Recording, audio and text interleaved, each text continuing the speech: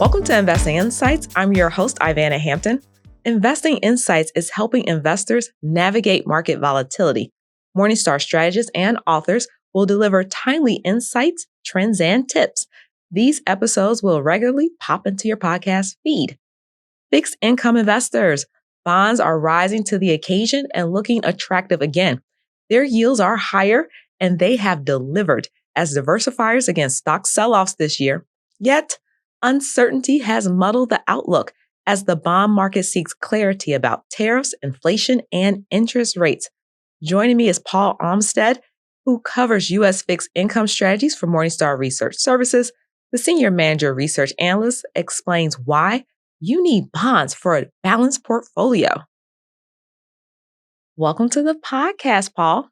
Ivana, thank you for having me. I'm excited to be here. Awesome. I'm glad you're here. So let's start with how you're thinking about the bond market in 2025. Can you talk about what you consider to be key moments this year? Well, I think there are three key moments that I've identified. First one is perhaps obvious, and that's Liberation Day. And the president came out and said we are going to increase tariffs on effectively the entire world. The bond market reacted with higher long-term yields and wider credit spreads.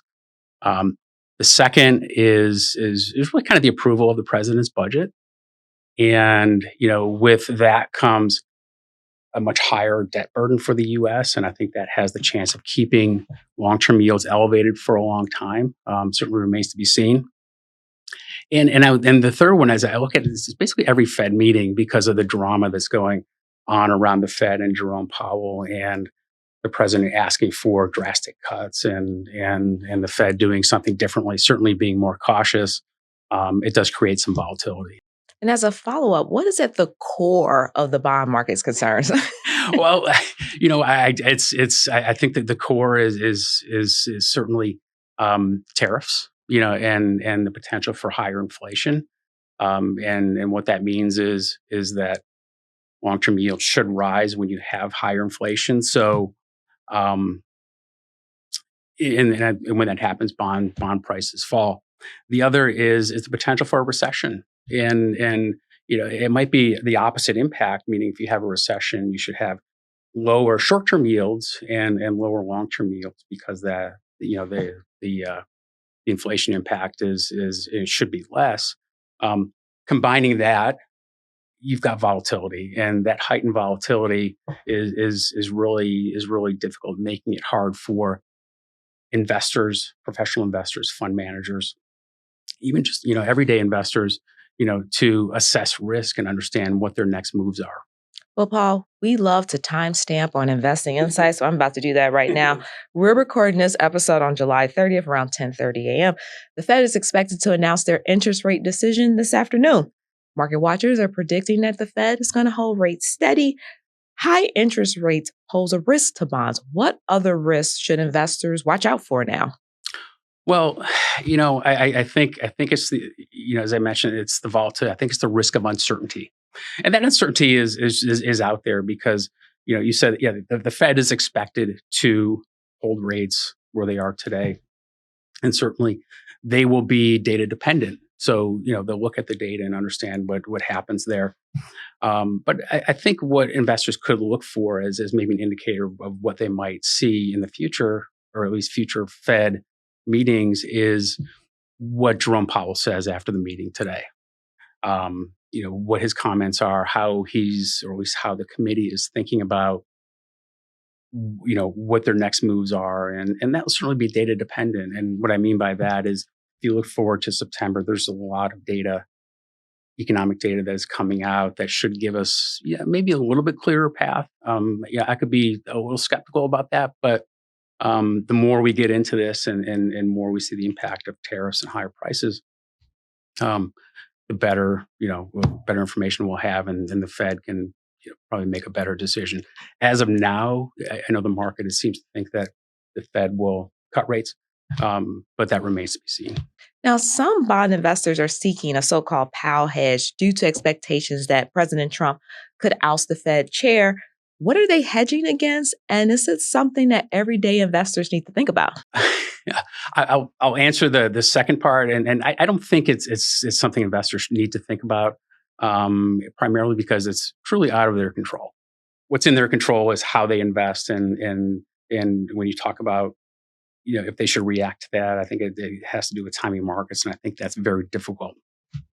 So the Powell hedge, I think it has a few different meanings, but really it's what could happen if the president is successful at removing Jerome Powell. Okay, so um, it's not easy. Meaning can I don't know if he can legally do it, but um, the idea that I think investors in the market, not just the market in the U.S., but market, kind of global markets, see the Fed as kind of a voice of reason and really put a lot of trust in the Fed to do the right thing when it comes to monetary policy. Um, and if that is somehow disrupted, I think that could certainly kind of undermine what the Fed is doing, and the world can lose confidence in that. So that would ultimately lead to higher volatility. What's the probability of Trump firing Powell before the Fed chair terms end in May 2026? And who would be the ideal candidate? I think the probability is low, and it's not. First of all, it is can the president legally fire Powell, and I think there's some a lot of questions around that, um, and really don't need to get into details. But at the same time, and I think people need to understand that Jerome Powell is one person. He is the Fed chair. He's not the only one making decisions. You have the FOMC, the Federal Open Market Committee, of 12 members who are each have one vote, and so they discuss these things and try to do what's best to support what is their dual mandate, which is maximum employment and stable prices. So if they deviate from that, I think it causes some concerns. But who, I don't have a specific name, but I think ideally what the market would want is somebody probably like Jerome Powell, who is, say, again, data dependent and making reasonable decisions based on that dual mandate. Got it. So we have talked about this, Paul, time and time again, that the memory of the worst bond market in 2022 is still lingering. People still talk about it. However, bonds have served as a diversifier during stock sell off this year. Why do you think bonds can't shake this bad rap? because it was just 2022, and I think the memory of double digit losses in a core bond portfolio is still lingering. And the expectation that bonds would be that diversifier to equity risk just didn't happen. So you have both parts of your portfolio go down, and the question is why. Inflation is why, but really, it's you go through periods like that. Um, what can investors do? And I think they can take advantage of high yields today, but I think that's really important. If you look at total return of bonds, okay, over the long term, that income piece is your biggest part of the total return. So take advantage of that. Um, and the last is and we've seen better diversification. I would hope we would get some better diversification, as you mentioned. But that's again, with volatility and with uncertainty and with inflation, we'll see if that's the case. I don't think that long-term yields can rise to the extent that they rose in 2022, which was you saw a pretty sharp increase in yields, almost unprecedented.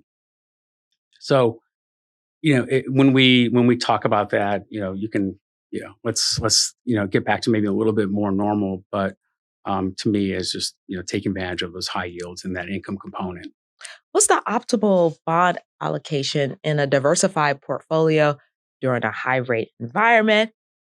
Next question. Should investors focus more on whether their holdings are short or long term, or is credit quality a bigger issue?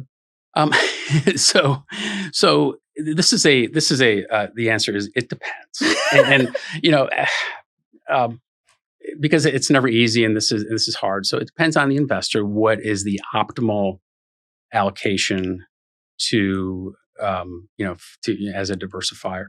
So when you as an investor, what's your time frame?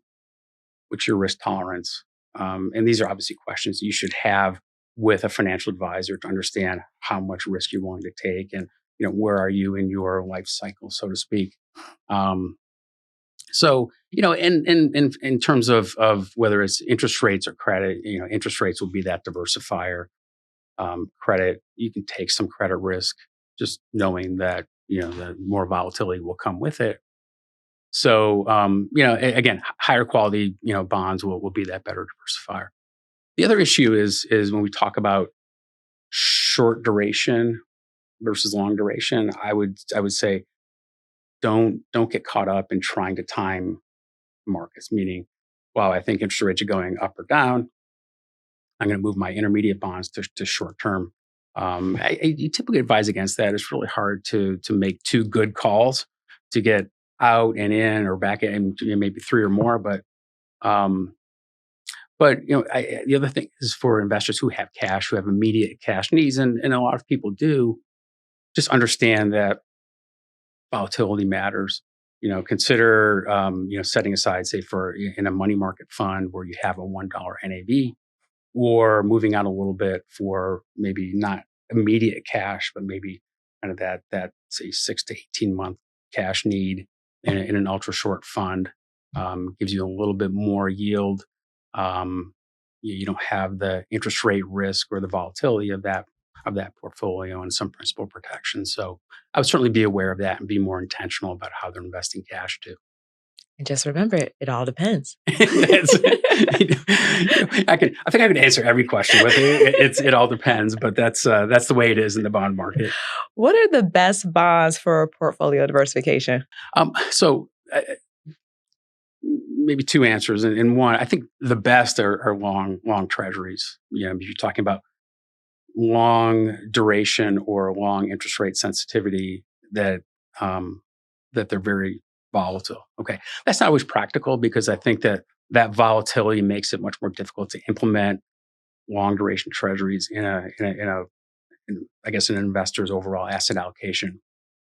What is more typical is high quality intermediate duration bond fund. It does two things. One, that duration serves as a diversifier to risk. So if in a normal market, 2022 aside, when equities fall, yields will typically fall and bond prices rise. The other is it's a high quality portfolio, so you don't have as much, say, kind of credit risk. And you mentioned credit risk earlier, and that credit risk will, I guess, effectively, it'll hold up better. You don't have the risk of default, and you'll have kind of a better downside protection for those high quality bonds. So for that, and investors can work around that too. Meaning you should have your core bond piece. You can own high yield, or you can maybe own some short duration, but that that as a core should be a great diversifier. So what's the takeaway for fixed income investors for the rest of 2025? So without so it is, to me, it is about higher yields, and I mentioned that, and you talk about yields being as high as they've been, say, kind of prior to the great financial crisis. You look at where the 10-year is. Before I came down here, it was around 430, 440.